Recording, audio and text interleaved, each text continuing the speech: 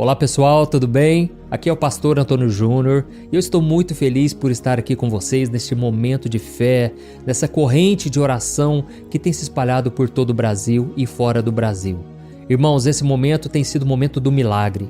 Eu costumo dizer que o maior milagre que pode acontecer não é aquele que acontece com a outra pessoa, por maior que seja. O maior milagre é quando acontece com você. Quando você experimenta o deserto, a luta, mas aí você vê Deus te sustentando, Deus abrindo portas. E, irmãos, o que eu quero falar com vocês hoje é exatamente sobre isso. Antes das coisas melhorarem, elas podem piorar. Antes da manhã chegar, é o momento que vem a maior escuridão do dia, que é o momento da madrugada. Então saiba que muitas vezes as coisas vão piorar para depois melhorar, tá bom? Eu vou te mostrar aqui na Bíblia, eu vou te contar um exemplo meu de que Deus, ele transforma as coisas da noite para o dia, mas para isso você não pode duvidar, você não pode querer desistir, você não pode achar que a sua vida vai ser um fracasso para sempre. Não, isso é mentira do diabo. O diabo quer que você sente ali no deserto, coloque uma cadeirinha ali, coloque uma cama, fique ali para sempre. Mas irmãos, Jesus disse: eu vim para que vocês tenham uma vida e uma vida em abundância. Isso não quer dizer que não vai ter lutas, não quer dizer que o diabo não vai se levantar, não. Mas quer dizer que o seu destino final é um destino abençoado. O próprio Senhor Deus disse o seguinte: sou eu que conheço os planos que tenho para vocês, pensamentos de paz e não de mal, para vos dar o fim que desejais. Irmãos, quando eu li essa palavra a primeira vez, Jeremias 29, versículo 11, Deus perguntou para mim: meu filho, qual é o fim que você deseja? E eu falei: Deus, eu queria tanto um dia poder ter uma família. Eu queria tanto ter um dia um ministério para eu poder abençoar pessoas. Eu queria saber o meu chamado. Senhor, eu quero tantas coisas. Eu também quero poder ter condições de ter uma vida melhor do que daquela que eu estou tendo hoje. Irmãos, eu fui apresentando diante de Deus aquilo que eu tinha de planos para a minha vida. E Deus falou para mim: meu filho, os meus pensamentos são de bênção, são de paz, para vos dar o fim que desejais. Eu vou dar o fim que você deseja. Irmãos, eu confesso que eu fiquei tão feliz porque eu estava passando por um deserto e aquelas palavras tocaram tão forte no meu coração enquanto eu orava, mas eu não imaginava que quanto maior o sonho, maior é o preço a ser pago. Quanto mais você sonha, mais você vai pagar um preço. E o diabo sabe também que Deus tem sonhos, planos abençoados para você, e o diabo vai tentar de todas as maneiras te tirar da presença do Senhor. Mas hoje eu vou te mostrar aqui a maneira como Deus trabalha, a maneira como Deus age na nossa vida. Ela acontece com todo mundo, não é somente comigo, não é porque Deus cumpriu as promessas dele na minha vida e tem cumprido, que ele não vai fazer na sua. O próprio Deus, ele é como se fosse, eu costumo dizer o seguinte, Deus é como se fosse as águas do mar. Irmãos, aquelas águas do mar, você já parou para pensar? Elas trazem refrigério para pessoas que estão aqui no Brasil, trazem refrigério para a pessoa que está lá em outro lugar do mundo. O próprio Jesus disse: aquele que tem sede, venha a mim e beba. Irmãos, pode ser qualquer pessoa, pode experimentar dessa água viva que Jesus tem. E uma vez eu contei um testemunho sobre a minha avó. Para você que não assistiu o vídeo, eu vou contar aqui novamente. A minha avó era uma mulher de fé, uma mulher de oração, e Deus transformou a vida dela. E aí muitas pessoas vinham procurar a ajuda dela, pedir oração, sabe? É o crente 6 horas, né? 6 horas por mim aí.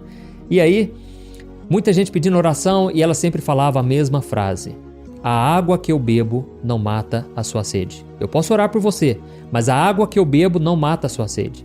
Irmãos, tem muita gente querendo ser saciado pela oração dos outros. É lógico, Deus ouve oração, Deus atende, mas você tem que ter a sua própria vida de oração, o seu próprio relacionamento com Deus para você ser saciado, porque Jesus disse: quem tiver sede, venha a mim e beba. Então, é isso que eu quero fazer com você aqui todo dia. Eu quero te ajudar na caminhada, eu quero trazer uma palavra de bênção, um alimento espiritual sólido, e para isso eu peço que você me ajude também a fazer crescer essa comunidade. Então, já deixa aqui o seu like, clique aqui em gostei, isso ajuda muito o YouTube a divulgar. Sempre deixa aqui um comentário, isso, além de inspirar outras pessoas a assistirem os vídeos, Isso também engaja o vídeo, faz com que o YouTube mostre mais, tá bom? E se você é novo por aqui, quero te dar as boas-vindas e pedir para você se inscrever. Só você clicar aqui embaixo, inscrever. Do lado vai aparecer um sininho. Ative também o sininho da notificação, tá certo? Irmãos, eu quero ler uma palavra que todo mundo conhece, que foi o primeiro milagre que Jesus fez, né? Onde ele transformou água em vinho. Está lá em João capítulo 2. E eu quero refletir sobre um pequeno versículo que vai te mostrar a maneira que Deus age. Olha o que está escrito. No terceiro dia, houve um casamento em Caná da Galileia. A mãe de Jesus estava ali. Jesus e seus discípulos também haviam sido convidados para o casamento. Tendo acabado o vinho, a mãe de Jesus lhe disse: eles não têm mais vinho. Respondeu Jesus: que temos nós em comum, mulher? A minha hora ainda não chegou. Sua mãe disse aos serviçais: façam tudo o que ele mandar. Ali perto havia 6 potes de pedra, do tipo usado pelos judeus para as purificações cerimoniais. Em cada pote cabiam entre 80 e 120 litros. Disse Jesus aos serviçais: encham os potes com água, e os encheram até a borda. Então lhes disse: agora levem um pouco ao encarregado da festa. Eles assim fizeram, e o encarregado da festa provou a água que fora transformada em vinho, sem saber de onde este viera, embora o soubessem os serviçais que haviam tirado a água. Então chamou o noivo e disse: todos servem primeiro o melhor vinho, e depois que os convidados já beberam bastante, o vinho inferior é servido. Mas você guardou o melhor até agora. Este sinal milagroso em Caná da Galileia foi o primeiro que Jesus realizou. Revelou assim a sua glória, e os seus discípulos creram nele. Amém? Glória a Deus. Irmãos, aqui nós vemos que Jesus transformou água em vinho. O vinho na Bíblia, ele se refere à alegria. Não sei se você sabia disso, mas, por exemplo, no Salmo 104, versículo 15, diz que o vinho alegra o coração do homem. Não é se embriagar com vinho, tá bom? A Bíblia condena muito mesmo a embriaguez. Mas o vinho, ela sempre se refere muitas vezes à alegria, né? É lógico que também fala dos perigos do álcool. O meu objetivo na mensagem não é tratar disso. Mas eu quero dizer que nesse momento, neste casamento, o vinho acabou. E vamos trazer o vinho para a alegria, certo? A alegria acabou. Imagine naquela festa todos os convidados, aquele momento de comunhão. E de repente, aquilo que para eles era muito importante, que era o vinho, se acabou. Ou seja, os convidados ficaram muito chateados, muito tristes, porque eles tinham uma noite inteira que eles iam celebrar. E naquele momento, Jesus era apenas um convidado. Jesus foi ali, ficou de forma passiva, somente acompanhando a festa. Mas Jesus ainda não tinha entrado em cena. E aí foi então que a sua mãe Maria, ela disse o seguinte: olha, o vinho acabou. Naquele momento Jesus disse: mulher, a minha hora ainda não chegou. Jesus não estava falando ali da sua crucificação. Ele estava falando que o seu ministério ainda não iria começar. E então a mãe dele disse o seguinte: façam tudo o que ele mandar. Olha a fé daquela mulher. Ela sabia que Jesus iria operar ali, que Jesus iria fazer o milagre. Ela já estava guardando no seu coração tudo que Jesus estava se tornando. Ela conheceu ele desde o nascimento. Então, muitas vezes, né, ela presenciou Jesus fazendo coisas que eram assim maravilhosas. Teve um momento em que ela estava atrás do seu filho Jesus e ela viu Jesus ensinando para os religiosos da época. Aquilo, a Bíblia diz que foi marcante para ela e ela guardou aquilo no coração. Com certeza ela via que realmente Jesus era o Filho de Deus. E ela então disse para eles fazerem tudo o que ele mandasse. Irmãos, naquele momento Jesus operou o milagre.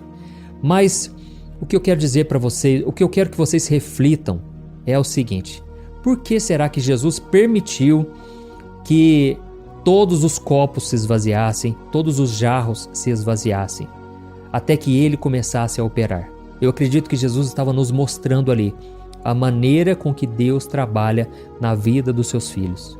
Irmãos, muitas vezes Deus vai permitir que se esgotem todos os recursos, todo o conhecimento, toda a inteligência, todas as pessoas que poderiam nos ajudar, não é assim? Às vezes, quando a gente está passando por lutas, a gente tenta de todas as maneiras. A gente liga para um conhecido, a gente liga para o pastor, a gente tenta ir lá no banco resolver, e a gente vai tentando em todas as portas possíveis. Às vezes é questão de doença, a pessoa bate em todas as portas e ela vai no melhor médico, gasta rios de dinheiro. Enfim, a gente faz a nossa parte e isso não está errado. Mas muitas vezes Deus vai permitir sim que tudo se esgote para Ele entrar em ação. Como eu disse para você aqui no começo do vídeo, às vezes as coisas vão piorar para depois melhorar. Às vezes você vai ver portas fechadas para que aquilo se torne um grande testemunho na sua vida. Amém? Então, aqui nós vemos que quando o vinho se acabou, foi então que Jesus começou a dar as instruções. E aí vem uma coisa muito importante. Você tem que fazer tudo o que Ele te disser. Tudo aquilo que você receber como instrução do Senhor. Através, muitas vezes, de uma profecia, de uma palavra. Muitas vezes Deus vai te dar os sinais daquilo que você tem que fazer. E se você ainda não souber esses sinais, fique somente na dependência, esperando o momento em que Ele vai te dar a próxima direção. Amém? Esses dias, irmãos, só para exemplificar aqui, eu estava saindo do culto, era domingo à noite, e aí nós paramos no sinaleiro e veio um menino pedir ajuda. E eu percebi que ele estava tremendo de frio e estava meio chuviscando. E ele falou: moço, por favor, me ajude, eu estou com fome, me dá algum alimento. E naquele momento eu pensei, agora já que é comida, né? Então comida a gente não pode rejeitar. E eu parei o carro, fui lá num restaurante que tinha bem na frente, pedi para o moço fazer um lanche e dar uma Coca-Cola para ele. E aí ele ficou esperando. E aí eu comecei a falar com ele, comecei a conversar e perguntar sobre ele. E ele falou: moço, eu sou desviado, moço. O meu pai, ele morreu e eu perdi minha cabeça. Eu nem sei como eu vim parar na rua. Eu perdi o meu chão. E agora eu tô com fome, eu tô com frio, longe de todo mundo, da minha família. E eu falei para ele o seguinte: moço, se você quiser, eu conheço um pastor, que é um pastor Evandro, se ele assistir aí, Deus abençoe meu irmão. E eu falei: olha, eu tenho uma clínica que o meu ministério contribui com ela e eu posso pedir para eles virem te buscar. Hoje mesmo você vai dormir numa cama quentinho e você vai ter alimento. E aí ele começou a chorar e começou a falar: moço, mas eu não tenho nem documento mais. Eu falei: não tem problema, nós vamos te ajudar também a recuperar os seus documentos. Meu irmão, Deus ouviu sua oração, amém? Você crê dessa forma? E ele falou: eu creio, pastor. Eu falei para ele que eu era pastor. Resumindo, eu falei: só que é o seguinte, você vai ter que esperar aqui uma meia hora, porque eles vão vir de outra cidade ou cidade próxima. Você fica aqui, enquanto isso você vai comendo esse lanche, vai tomando a sua coca. E ele falou: tá bom, pastor, eu te agradeço demais. E ficou assim comovido, irmãos. Eu só sei que passaram-se uns 45 minutos, o pastor Evandro, esse amigo meu, me mandou um vídeo. E nesse vídeo era o pessoal que tinha vindo buscar ele de carro, e eles filmaram. E eles falaram: olha aqui, pastor, aquele moço que você pediu pra gente buscar aqui, resgatar, ele não está aqui mais. Irmãos, eles procuraram nos quarteirões em volta, não encontraram aquele rapaz. Naquela hora me veio um sentimento assim de tristeza, sabe? Porque eu tinha certeza que era Deus que tinha colocado ele ali no meu caminho. Só que ao mesmo tempo eu pensei, tem pessoas, irmãos, que precisam descer um pouco mais. Tem pessoas que precisam se afundar um pouco mais, já está lá no fundo do poço, mas parece que precisa piorar para a pessoa cair em si, para a pessoa voltar para o Senhor. Irmãos, assim como Jesus esperou que todos os copos se esvaziassem, muitas vezes tem pessoas que precisam passar por isso. Não é maldição, não é nada disso, é porque Deus permite o sofrimento. A gente vê isso claramente no filho pródigo. Aquele menino estava afastado do pai, foi para bebedeira, prostituição, perdeu todo o dinheiro. E se não bastasse, ele estava no fundo do poço. Ele desejava comer a comida dos porcos. E nem isso ele tinha. Irmãos, mas foi necessário aquilo tudo para ele falar para si mesmo: eu não quero essa vida mais para mim. Eu quero buscar ao meu pai, eu quero voltar para ele. Irmãos, às vezes a gente precisa cair em si. Você que está aí sofrendo, será que não é momento de você refletir? Será que você está no caminho errado? Será que você está tentando fazer do seu jeito? Você já dobrou o seu joelho? Já fez aquela oração de entrega que Jesus fez lá no Getsêmani? Pai, se possível, passe de mim esse cálice. Contudo, que não seja feita a minha vontade, mas a tua. Irmãos, a vida cristã é assim, é vida de renúncia. É você abrir mão das suas vontades, dos seus sonhos, para viver aquilo que Deus tem para você. E depois você vai percebendo que Deus muitas vezes não te dá o que você quer. mas aquilo que você precisa. E depois você vai percebendo que aquilo que você precisa é o que te traz alegria, é o que alegra o seu coração. Então, irmãos, nós precisamos cair em si e reconhecer que precisamos do Senhor. Quantas vezes a gente passa por lutas e a gente sofre, e a gente carrega aquele fardo, e a gente não tem coragem de abrir mão para entregar nas mãos de Deus. Então, essa é a mensagem que eu queria trazer para vocês. E o mais importante, irmãos, é no momento da frustração que vem a revelação. Guarde isso que eu vou te dizer. É no momento da maior frustração que vem uma palavra de direção para a sua vida. Quando Jesus estava ali na beira do mar e os discípulos voltando, trazendo as suas redes vazias, porque eles pescaram a noite inteira e não pegaram nada. Mas Jesus falou para eles o seguinte: olha, lance a rede lá onde as águas são mais fundas. Irmãos, naquela hora, Pedro, não é que ele duvidou, é que Pedro ainda estava muito confiante nele mesmo. E ele virou para Jesus e disse: Senhor, nós pescamos a noite inteira e não pegamos nada. Mas, já que é o Senhor quem está dizendo, eu vou lançar as redes. Irmãos, ele decidiu fazer a instrução que Jesus deu.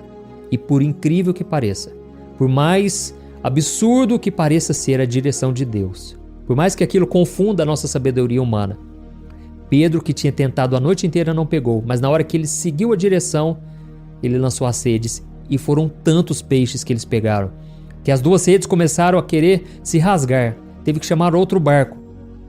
Essa é a provisão do Senhor, este é o milagre que Deus vai fazer na sua vida, amém? Você crê nisso? Agora nós vamos orar, mas eu peço que você comente aqui nos comentários, deixe aqui nos comentários: Deus falou comigo nesta mensagem, Deus está falando comigo. Isso vai encorajar outras pessoas, tá bom? Então, irmãos, saibam disso. Antes de melhorar, às vezes as coisas vão piorar, mas é aí que Deus está provando a sua fé. Deus, ele vai te capacitar, e aí você nunca vai ter coragem de dizer: foi eu que fiz acontecer. Pelo contrário, você vai dizer: foi a mão de Deus, eu tentei, todos os recursos se esgotaram, mas aí Deus entrou em ação, amém? Então guarde isso que eu vou te falar. A maneira de Deus trabalhar muitas vezes é essa: ele vai deixar você chegar no limite, como Moisés com o povo hebreu na frente do Mar Vermelho, e aquele mar fechado, e as pessoas desesperadas diziam: Moisés, foi por falta de túmulos lá no Egito que você nos trouxe aqui para morrer? Mas foi aí que Deus falou: marchem, e eu vou abrir esse mar, amém? Glória a Deus. Irmãos, feche os seus olhos e vamos orar, vamos agradecer por esta palavra e vamos pedir que Ele nos atenda e nos abençoe. Aleluia. Vamos orar. Senhor, meu Deus e meu Pai, eu quero te louvar, Deus, por esta palavra. É uma mensagem de ânimo, Pai, que eu gostaria que, se possível, Pai, milhões de pessoas pudessem ouvir esta palavra, Pai, porque eu creio que muitos estão no deserto, muitos estão no fundo do poço, muitos estão precisando de uma palavra de renovo e de ânimo. Oh, Deus, eu te peço, Senhor, fortaleça, Pai, esses corações, Pai, esta mulher e este homem que estão agora totalmente atribulados, Pai. Já tentaram tudo, Pai. As contas, Senhor, estão no limite, estão devendo no banco. Pai, são situações impossíveis de serem resolvidas aos olhos do homem. Mas, ó Deus, eu creio que para o Senhor nada é tão difícil, nada é impossível, Pai. E tudo que o Senhor espera de nós é que a gente dependa do Senhor por um milagre, que a gente olhe somente para o Senhor. Assim, meu Pai, como o rei Josafá disse: Senhor, nós não sabemos o que fazer, mas os nossos olhos estão voltados para Ti. Pai, os nossos olhos estão voltados somente para o Senhor agora, Pai. É do alto que virá o nosso socorro, Pai. Nós estamos no fundo do poço emocional, financeiro. Pai, nós estamos totalmente machucados, feridos no meio da jornada. Mas eu creio, Deus, que o Senhor está olhando para nós.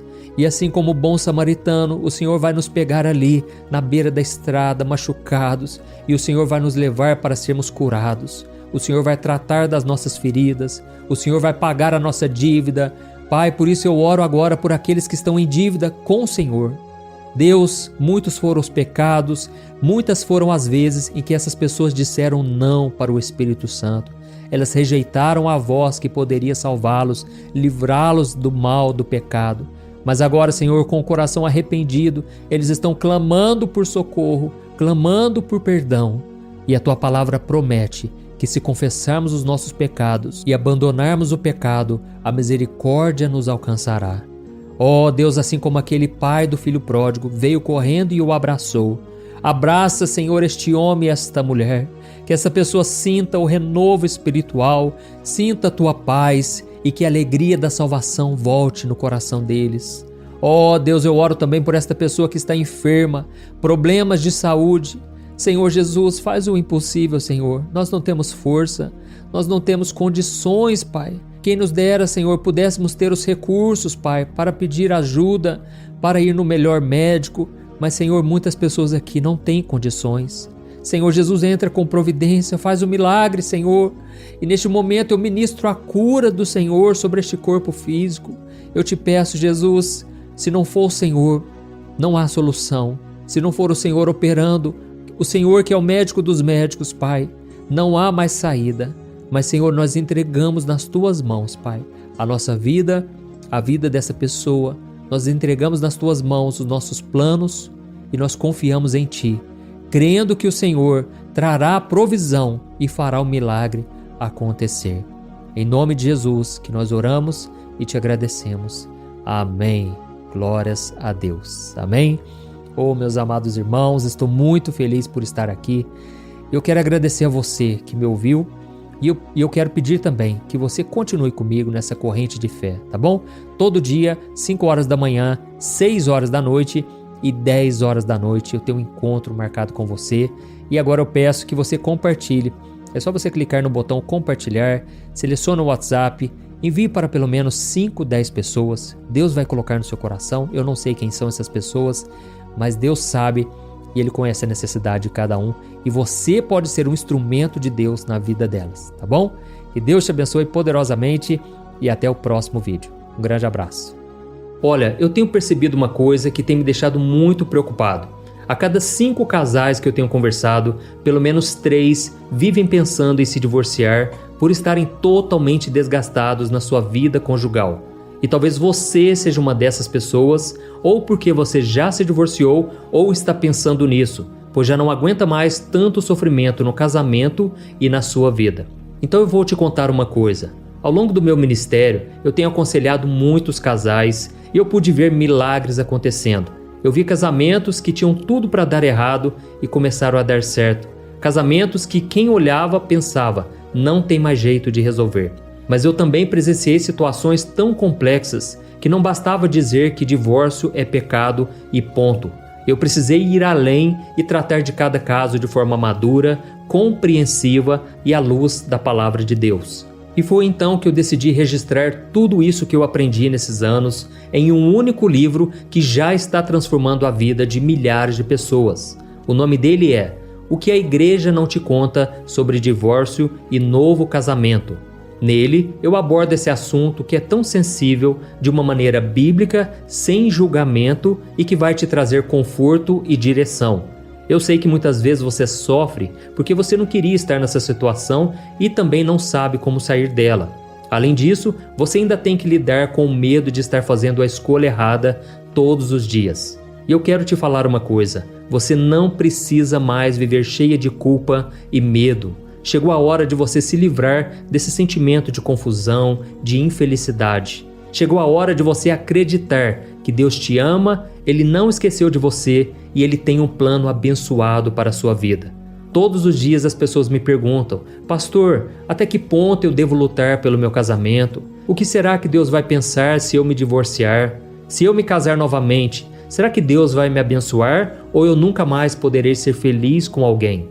Por isso, além de responder essas e outras dúvidas de acordo com a palavra de Deus, eu conto no meu livro algumas situações reais vividas nos relacionamentos para que você se identifique e eu também mostro qual é a melhor decisão que você deve tomar, tá bom? Eu tenho certeza que esse livro vai ser um divisor de águas na sua vida. E para que você tenha acesso a esse conteúdo agora mesmo e comece já a mudar de vida, eu estou disponibilizando o livro no formato digital para você ler onde você estiver, no seu celular ou no seu computador. E tudo isso por um valor acessível e assim também você estará contribuindo para que o nosso ministério alcance ainda mais pessoas com a mensagem do Evangelho. É só você clicar no link que está bem aqui abaixo do vídeo, na descrição ou no primeiro comentário. É muito rápido, seguro e você vai receber na mesma hora o livro digital no seu e-mail, tá bom? Então clique agora no link que está aqui abaixo do vídeo e eu desejo toda sorte de bênçãos na sua vida. Um grande abraço, que Deus te abençoe.